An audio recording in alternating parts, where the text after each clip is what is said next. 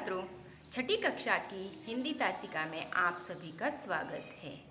आज हम अगली कविता सोई मेरी छौनारे यह सीखने जा रहे हैं।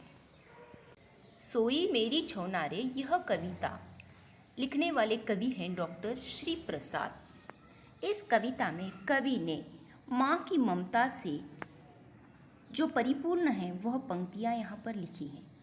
माँ अपनी प्यारी बिटिया को सुंदर प्यारा संसार देना चाहती है। तो पहले हम पूरी कविता पढ़ लेंगे। मेरा गेंद खिलौना रे, सोई मेरी छौना रे, सोई मेरी छौना रे, झूला झूले सोने का, झूले रेशम की डोरी, मीठे सपनों में खोई, सुन सुन परियों की लोरी। मेरा दीठ दिठौना रे, सोई मेरी छौना रे, सोई मेरी छौना रे। चांद सितारे जाग रहे, नाच रही चांदनियाँ, फूल खिले हैं चांदी के, फूली मेरी आंगनियाँ।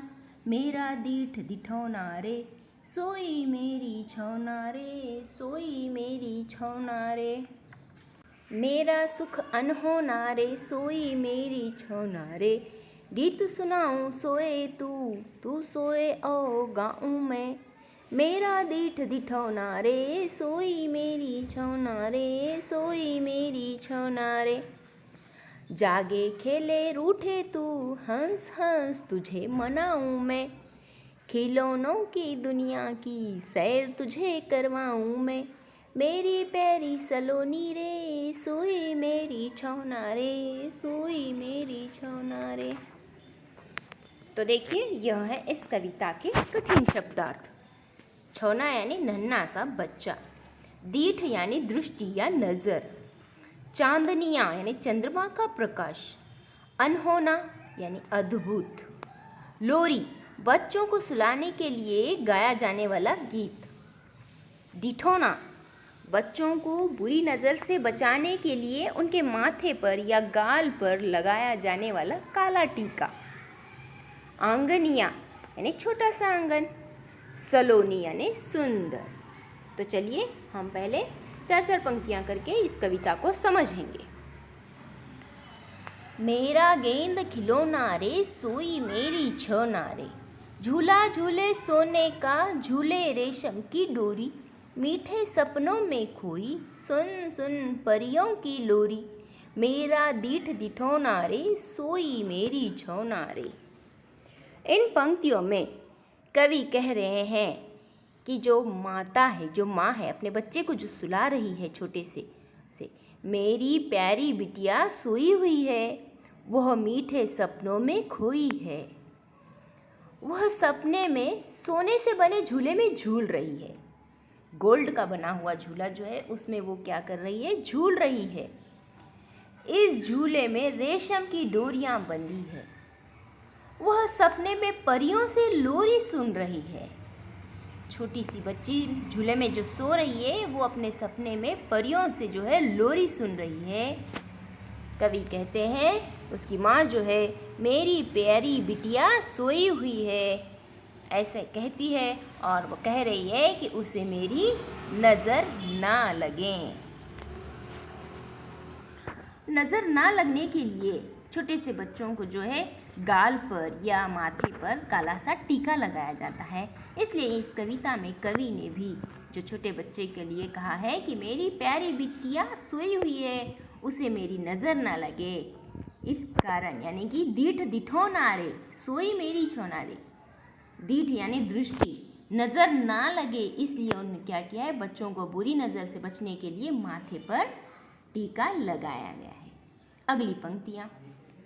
चांद सितारे जाग रहे, नाच रही है चांदनियाँ, फूल खिले हैं चांदी के, फूली मेरी आंगनियाँ। मेरा दीठ दिठौना रे, सोई मेरी छौना रे। इन पंक्तियों में आकाश में चांद सितारे जाग रहे हैं, चांद का प्रकाश फैला है, मानो चांदनी नृत्य कर रही है।